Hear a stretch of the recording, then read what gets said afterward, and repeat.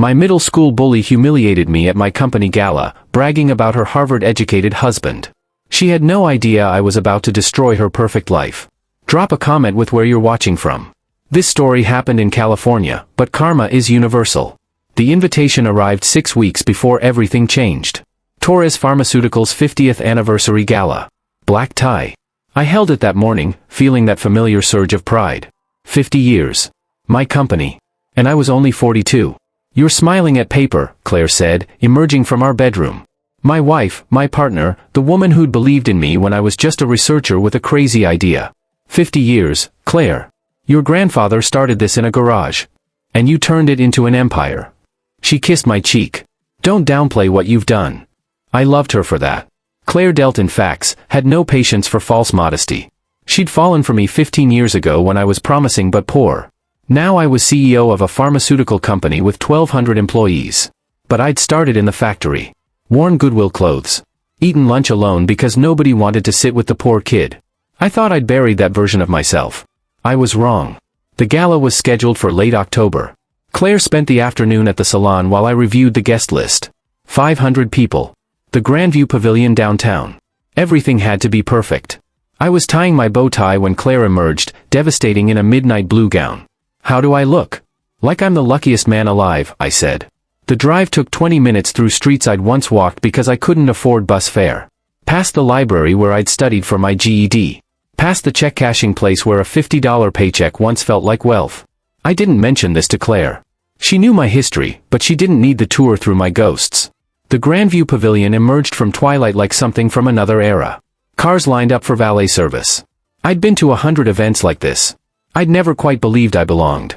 Ready? Claire asked. Ready, I lied. The entrance hall was packed. I recognized faces, Dr. Lisa Hammond, my VP of Operations. Robert Chen, our CFO. My people. I was thanking researchers when I saw catering staff struggling with a heavy champagne tray. The young woman's arms were shaking. Without thinking, I helped her. Let me get that.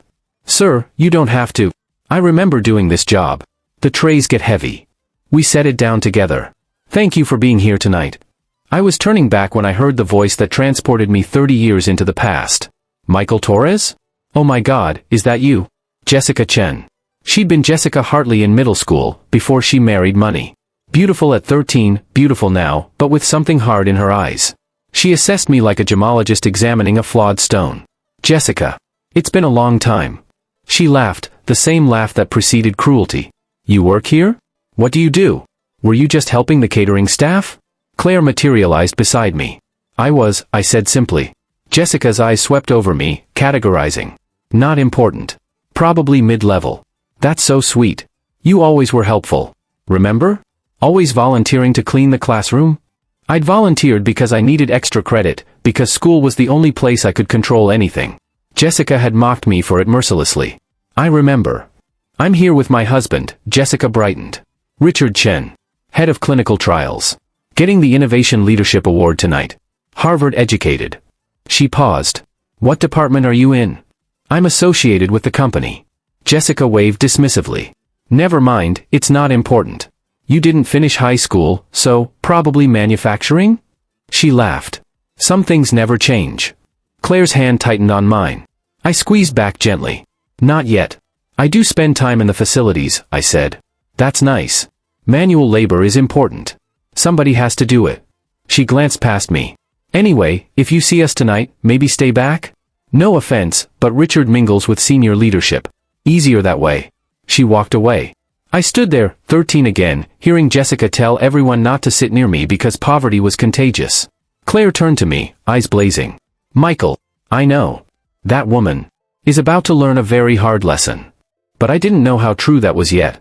I didn't know about the package that had arrived 2 days earlier. Let me back up. Wednesday afternoon, the doorbell rang. Claire appeared with a manila envelope. No return address. Just private and confidential. Inside were photographs. A man I didn't recognize with a woman and young girl. Court documents. Medical records. A handwritten letter. Dear Mr. Torres, my name is Dr. Natalie Park. You employ my ex-husband, Richard Chen. I'm writing because I'm dying of stage 4 ovarian cancer, and you need to know something about the man you're about to honor. 8 years ago, Richard and I divorced. We had a 4-year-old daughter, Maya. Richard wanted nothing to do with us in his new life. He sends anonymous cash, never enough, never consistent. He remarried Jessica and told her I died in a car accident. Maya doesn't exist in his new world. I have maybe 6 months left. When I'm gone, Maya will have no one. I'm including photographs, court documents, medical records. I'm not asking you to fire him. I'm asking you to make him face what he's done. Make him be a father before it's too late. Sincerely, Dr. Natalie Park. The photographs showed a gaunt woman smiling through pain, and a 12-year-old girl with intelligent eyes trying to look brave. Other photos showed Maya at different ages, 4 years old and laughing, 8 years old reading to her hospitalized mother, 12 years old asking silently, "Why did my father leave?" The court documents showed sporadic cash payments. Sometimes $500. Sometimes $1,000. Never the full $2,000 monthly obligation. The medical records were brutal. Stage 4. 6 months, maybe less. I sat for an hour, looking at those photographs. Richard Chen. Brilliant researcher. Devoted husband to Jessica. Father who'd abandoned his dying ex-wife and daughter. The man I was about to give an award to. I called Lisa Hammond. Pull Richard Chen's employment file. Quietly. Everything. The file arrived 2 hours later. Richard's personal information listed him as married to Jessica, no children, no previous marriages. He'd lied on his application. That night, I showed Claire everything. She looked at every photograph, read every document. Her face went pale. That little girl is caring for her dying mother alone. I know. What are you going to do? I'd been thinking all afternoon. I could fire Richard for lying. Expose him publicly. Press charges. But none of that would help Maya. I'm going to give him a choice. A chance to do the right thing. And if he doesn't? Then I'll make the choice for him. Claire nodded. He hurt a child. His own child. I know. But I want to give him the chance to fix it. For Maya's sake. So I made a plan. Confront Richard privately. Show him the evidence. Give him the choice, take responsibility or face consequences. I'd even help, connect Natalie with specialists, arrange support for Maya. That was the plan. Simple. Private. Then I ran into Jessica, and everything changed. Let's get some air, Claire said after Jessica left. The terrace overlooked downtown, city lights spreading like diamonds. I tried to let the anger drain away. She still thinks I'm nothing, I said. After 30 years. Because she's never had to see anything else, Claire said. But you know what's interesting? Her husband works for you and has no idea. Richard's in Boston. We've never met in person. So when will you tell him? I thought about Natalie's letter. About Maya. About Richard receiving an award while his daughter suffered. About Jessica mocking me while her husband carried secrets that would destroy everything. I was going to handle this privately. But Jessica just changed things. How? She insulted everyone who works in our facilities. She looked down on honest work. In my company, at my event, to my face. I paused. This isn't just about Richard anymore. It's about Maya. About Natalie. About every person Jessica has looked down on. What's the plan? I told her. Claire listened, eyes widening, and when I finished, she grinned. You're sure? No. But I'm doing it anyway. We returned inside just as the reception peaked. I moved through the crowd, playing CEO, while watching for Richard. Lisa found me. I saw what happened with that woman. Jessica. Old classmate. She's been telling everyone her husband is a Harvard-educated executive and you're helping staff. Our senior researchers heard her. Heat rose in my face. What did they say? They wanted to correct her. I told them to wait. Lisa studied me. I assume you have a plan. I do. Good. Because she insulted half our workforce. 20 minutes later, I saw him. Richard Chen entered, looking every bit the successful executive. Tall, fit, expensive suit, confident bearing. He greeted colleagues warmly, thanked the coat check attendant by name. He seemed genuinely kind. That was the thing about Richard. He wasn't a villain. He was a coward. And sometimes cowards are worse. I watched Lisa intercept him, guide him away from Jessica. Richard followed easily, assuming this was about work. He had no idea his life was about to implode. But I wasn't ready for the public confrontation yet. I needed Richard to understand first. That chance had to be private. I caught Lisa's eye and nodded toward the terrace. She steered Richard outside. I followed. Richard, Lisa said as I approached, someone needs to speak with you. It's important. Richard turned, polite curiosity on his face. No recognition. Richard Chen, I said, extending my hand. I'm Michael Torres. He shook it, firm and professional. Mr. Torres. It's an honor to finally, he stopped. Wait, Michael Torres? As in, oh God. Yes. Your CEO. Color drained from his face. The man my wife just mocked? Yes. I gestured to the railing. Let's talk. Privately. Lisa left. Richard and I stood alone on the terrace, party sounds muffled behind us. Sir, I'm so sorry. Jessica didn't know. This isn't about Jessica. Not entirely. I pulled out an envelope. Inside were copies of everything Natalie had sent. Richard opened it. Watched his face shift from confusion to horror to shame. His hands shook as he flipped through photographs. Where did you get these? Your ex-wife sent them. Natalie. The woman you told Jessica died. Richard flinched. She's not supposed to contact me. She's dying, Richard. Stage 4 cancer. 6 months, maybe less. Your daughter Maya is caring for her alone. Natalie broke your agreement because she's desperate. I send money. Sporadic cash that doesn't even meet court-ordered support? That's your defense? I took the envelope back. You have a brilliant 12-year-old daughter who thinks you abandoned her. An ex-wife dying while raising that daughter alone. Meanwhile, you're accepting awards and lying to your wife. It's not that simple. It never is. But that doesn't change what needs to happen. Richard looked at me, genuine fear in his eyes. You're firing me. That depends on you. He blinked. What? You can quit voluntarily right now, walk away with dignity. Or I fire you for falsifying your employment application. You lied about having no previous marriages and no dependents. Either way, your time here is over. Richard's face crumpled. Please. I have a mortgage, Jessica's lifestyle. Should have thought about that before abandoning your daughter. I wasn't abandoning her. I was trying to start over. By pretending she doesn't exist? That's not starting over. That's running away. He was crying now. I can't lose everything. You already lost what matters. Everything else is just consequences. Richard slumped against the railing. What do I do? This was the moment. Mercy or justice. Here's what I'm offering, I said. More than you deserve, but I'm doing it for Maya. I have connections at Stanford Medical. I can arrange a consultation for Natalie, full workup, latest treatments. Our patient assistance program can cover costs. I'll connect you with family therapists to help rebuild your relationship with Maya. Richard stared. Why? Because Maya deserves a father. Because Natalie deserves support. Because sometimes mercy is stronger than justice. I paused. But there are conditions.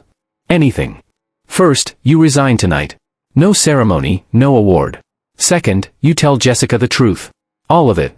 If she can't accept Maya, you make a choice. Third, non-negotiable, you take custody of Maya when Natalie's condition worsens. You become the father she's needed for 8 years. You acknowledge her existence, or I make your life a legal nightmare. Richard sobbed openly. I don't know if I can. You don't have a choice. Well, you do, between doing right and facing full consequences. I softened slightly. Richard, I'm not destroying you. I'm giving you a chance to be who you should have been. Maya needs you. You decide, step up or keep running? Richard wiped his eyes, looked at the city lights. I was ashamed of failing at marriage. When I met Jessica, she was so confident in who I was supposed to be. I thought I could just be that person. Leave the past behind. You can't leave children behind. They follow you forever. Either as regrets or relationships. He nodded slowly. I'll do it. All of it. I'll tell Jessica tonight. Contact Natalie tomorrow. I'll try to be the father Maya deserves. Don't try. Do it. Kids know the difference. Yes. You're right. He looked at me with genuine gratitude. Thank you. For the chance. Thank Maya when you see her. I pulled out my phone. I'm texting you Natalie's information and Stanford's oncology department details. Call tomorrow morning. Richard took out his phone, watched the information arrive. I will. First thing. Good. Now resign. HR will send paperwork tomorrow. You'll get 2 weeks severance, more than you deserve, but I'm not leaving Maya without resources. That's generous. It's not for you. Richard nodded. I should tell Jessica. Get it over with. That's between you two. But Richard? If you lie again, if you hide Maya or minimize Natalie's situation, I'll know. And I'll bury your reputation, your career, everything. Understand? Yes. Completely. Then go. He left, walking toward his execution. I stayed on the terrace, wondering if I'd done the right thing. Mercy felt complicated. My phone buzzed. Claire, ceremony starts in 10 minutes. I returned inside, moving through the crowd to Claire. The room had filled completely, 500 people celebrating a company I'd helped build. How did it go? Claire whispered. He agreed. He's telling Jessica now. Where? I scanned the crowd and spotted them near the exit, Richard gesturing, Jessica's face shifting from confusion to shock to rage. Even from across the room, I saw the moment she understood. She slapped him. The sound turned heads. Well, Claire murmured. That's one way. Jessica was shouting. You lied to me? About having a child? More heads turning. Richard trying to calm her, reaching for her arm. Jessica jerking away. We're done. I'm not raising your bastard kid. The room went quiet. Everyone watching. Then Jessica turned, scanning the crowd, and her eyes landed on me. Something in my expression gave me away. She walked toward me, Richard trailing behind. Jessica was a missile locked on target. You, she hissed, stopping 3 feet away. You did this. I told him to be a father to his daughter, I said calmly. I told him to acknowledge his dying ex-wife and take responsibility. If that's a problem for you, Jessica, that says more about you than me. You have no right? I have every right. This is my company. Richard works for me. Worked, I corrected. Past tense. He resigned 5 minutes ago. Jessica's eyes widened. Resigned? He's getting an award. He's the head of clinical trials. Was the head. Now he's unemployed. Because he lied on his application and needs to focus on his daughter. His daughter? We don't have, Jessica stopped, truth hitting. Oh God. You're serious. He actually has a kid. A 12-year-old named Maya. And a dying ex-wife named Natalie. Both of whom he lied to you about. So if you want to be angry, Jessica, be angry at your husband. Not me. She looked at Richard, then back. This is your fault. You think you're so much better than everyone with your factory worker routine, your humble act. Because you what, Jessica? Because you mocked me? Insulted my wife? Told me to stay away because I was beneath you. I kept my voice level. You didn't know who I was, and you decided that meant you could treat me like garbage. That says everything about your character. Who are you? She demanded. Some mid-level executive with a grudge? I'm the CEO of Torres Pharmaceuticals. The founder. The majority shareholder. The person whose name is on the building. And you, Jessica, spent the last hour telling everyone at my company that my employees are beneath you. That manual labor is for lesser people. That someone like me should stay in the back so I don't confuse anyone. Blood drained from Jessica's face. Around us, the crowd had grown. I saw Lisa watching with satisfaction. I saw executives who'd heard Jessica's comments nodding approvingly. I saw Claire's hand slip into mine. You're lying, Jessica said weakly. Am I? Lisa? I raised my voice slightly. Can you confirm who I am? Lisa stepped forward. Michael Torres, CEO and founder of Torres Pharmaceuticals. Responsible for tripling company revenue, personally developing 2 breakthrough medications, and implementing our patient assistance program. He also started as a factory worker 30 years ago and worked his way up through every level. So when he talks about valuing honest work, he means it. Jessica was shaking, face mottled red and white. This is, you can't. I can, and I did, I said. Richard resigned because he needs to care for his daughter. But even without that, I would have fired him anyway. Because anyone married to someone who treats people the way you treated me doesn't belong here. We value every employee, Jessica. CEO to janitor. If you can't understand that, you're in the wrong place. You're doing this because of middle school, Jessica grasped. Because I was popular and you were nothing. This is revenge. No. This is consequences. You spent 30 years thinking I was nothing because I was poor. You never bothered to learn who I became. That's your failure, not mine. Tonight, you doubled down by insulting me, my wife, and everyone who works here. So yeah, consequences. Jessica opened her mouth, closed it, opened it again. Then she fled, pushing through the crowd. Richard started to follow, stopped, looked back. I meant what I said, he told me quietly. I'll make this right with Maya. See that you do. He left. The crowd dispersed, conversation resuming in excited whispers. This would be the story everyone told, not the celebration, but the CEO mistaken for a factory worker and the woman who learned her lesson publicly. That was intense, Claire murmured. That was necessary. The ceremony began 10 minutes later. I took the stage, thanked everyone for 50 years of dedication. I talked about the company's future, new treatments in development, the importance of every person who contributed to our success. When time came for the Innovation Leadership Award, I paused. This award was meant for Richard Chen. However, Richard has resigned due to personal family matters requiring his full attention. We wish him the best as he focuses on his daughter. Instead, I'd like to present this award to our entire clinical trials team, whose collaborative work has been instrumental in our development pipeline. The team came up, surprised but pleased. The ceremony continued smoothly, minus the drama that preceded it. Later, after the crowd thinned, Lisa found me. That was well handled. Thanks. For what it's worth, I'm glad you did it. Jessica needed that wake-up call. I hope it takes. I went home exhausted and exhilarated. Claire and I reviewed the evening on our couch. Do you think Richard will actually step up? She asked. I hope so. For Maya's sake. And Jessica? Jessica will land on her feet. People like her always do. I was wrong about that. 3 weeks later, Natalie emailed. Dear Mr. Torres, Richard contacted me the day after your gala. We've had difficult but necessary conversations. He's arranged the Stanford consultation. I have an appointment next month. He's been visiting Maya twice a week, slowly rebuilding their relationship. It's not perfect. Maya is cautious. But she's starting to believe her father might stay. That means everything. Thank you for giving him a choice instead of just destroying him. That choice has made all the difference, not just for Richard, but for Maya. She's watching how her father handles this, learning what it means to take responsibility. Thank you for seeing my daughter as a person who matters. With profound gratitude, Natalie. I read it 3 times. I'd made the right choice. For Maya. For Natalie. Maybe even for Richard. For months later, Claire and I were shopping downtown when we walked into a luxury department store. We needed a birthday gift for Claire's mother. In the handbag section, I heard a familiar voice. Can I help you find something?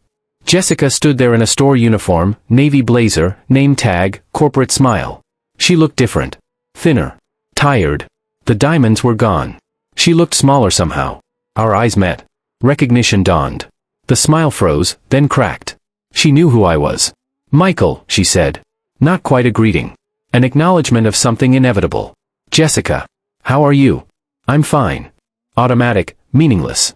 Can I help you find anything? We're looking at handbags, Claire said carefully. Something classic. Leather. Of course. Right this way. Jessica led us to a display, talked about craftsmanship and quality.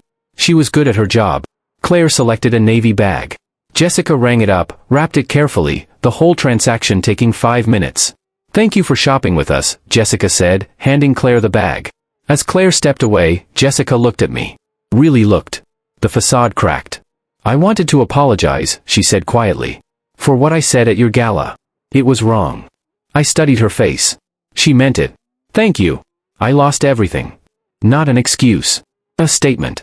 Richard and I divorced 3 weeks after. I'd signed a prenup. Lost my job when my boss heard what happened. Lost most of my friends. This job? It's all I could get. I'm sorry. Don't be. I earned it. Jessica's laugh was bitter. I spent my life looking down on people who worked retail. And now here I am. The universe has a sense of humor. Maybe it's teaching you something. Oh, it's definitely teaching me. She paused. Richard's daughter, Maya. She's living with him now. Her mother died 2 months ago. I heard he's a good father to her. I hadn't known about Natalie's death. The news hit hard. I'm glad Maya has him. Me too. I mean that. Jessica straightened. I should get back to work. But Michael? I'm glad you were who you were. Not because of what happened to me, I deserved that. But because of that little girl. She deserved her father. And you made that happen. Take care of yourself, Jessica. I'm trying. Turns out retail teaches you about humility. Claire and I left, walked a block in silence. That was awkward, Claire said. Yeah. Do you feel bad for her? A little. But mostly I feel sad that it took losing everything for her to learn empathy. 6 months later, I launched the Second Chance Scholarship Program. We identified children from low-income families and paid for their education. Full ride. The only requirements, financial need and academic potential. The first year, 15 scholarships. I attended every ceremony. One girl, Sophia Martinez, reminded me of my younger self. Her mother cleaned houses. Her father worked construction. She wanted to be a doctor. My mom says people like us don't get chances like this, Sophia told me, crying. I used to think that too, I said. But I was wrong. And so is she. Sophia's mother sat in her cleaning uniform, having come straight from work. She found me afterward and squeezed my hands. Thank you for seeing my daughter. Your daughter is brilliant. This isn't charity. It's an investment in someone who's going to change the world. 3 years after the gala, I got Richard's Christmas card. The photo showed Richard, Maya, and a new woman, his girlfriend Amanda. Thank you for giving me the chance to be the father I should have been. Maya is thriving, straight A's, varsity soccer, dreams of medical school. Says it's for her mom. This is Amanda. Maya likes her. We're taking it slow. She knows everything about my past. Merry Christmas, Michael. Thank you for everything. I showed Claire. She read it, tears in her eyes. You did good. We did good. That night, I added the card to my office collection. 3 years of updates. 3 years of watching Maya grow. 3 years of proof that sometimes mercy is stronger than revenge. The scholarship program grew. By year 5, 50 scholarships annually. Sophia graduated summa cum laude, got into Yale Medical School. Recipients became engineers, teachers, researchers, artists. 7 years after the gala, Maya graduated high school with a full ride to MIT. Richard sent me her acceptance letter with a note. She wants to major in biomedical engineering. Develop better cancer treatments. Her mother would be so proud. Thank you for everything, Michael. You saved more than one life that night. I framed that letter and hung it in my office next to the scholarship photos. A reminder that the choices we make ripple outward. That mercy isn't weakness. That sometimes the hardest thing and the right thing are the same. Claire and I celebrated our 20th anniversary that year. 20 years of partnership, of building something meaningful. Do you ever think about that night? Claire asked as we watched the sunset. Sometimes. Do you wish you'd done anything differently? I thought about Jessica's cruelty and Richard's cowardice and Maya's suffering. About choosing mercy instead of pure justice. No, I said. I did exactly what I needed to do. Even with Jessica? Especially with Jessica.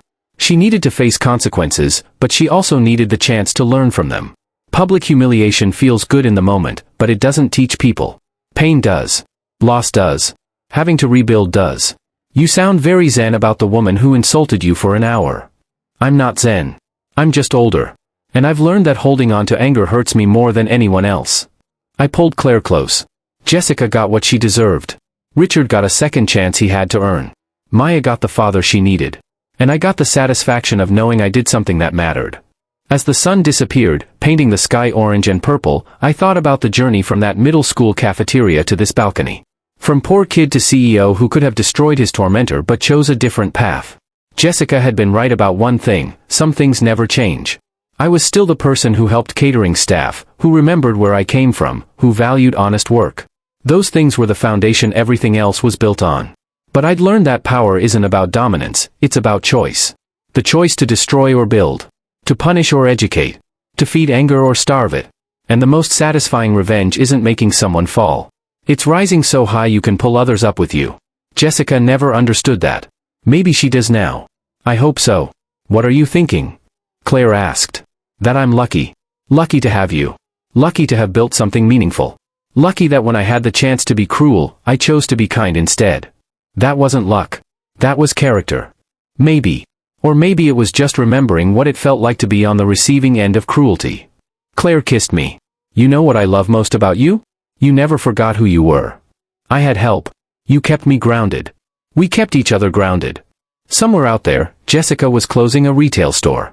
Somewhere, Richard was helping Maya with college applications. Somewhere, Sophia and Marcus and dozens of scholarship recipients were studying late, building futures that hadn't seemed possible. And here I was, knowing with absolute certainty that I'd made the right choice. Not the easy one. Not the satisfying one. But the right one. That's all any of us can ask for, the wisdom to know the difference between justice and revenge, and the courage to choose mercy when we have the power to choose destruction. If you've made it this far, thank you. Drop a like if karma has ever caught up with someone in your life. Leave a comment: would you have chosen mercy or revenge? Stay kind. Stay humble. Stay hungry for something more than success. The people who look down on you today might ask for your help tomorrow. How you respond says everything about who you really are. Thanks for watching. See you in the next story.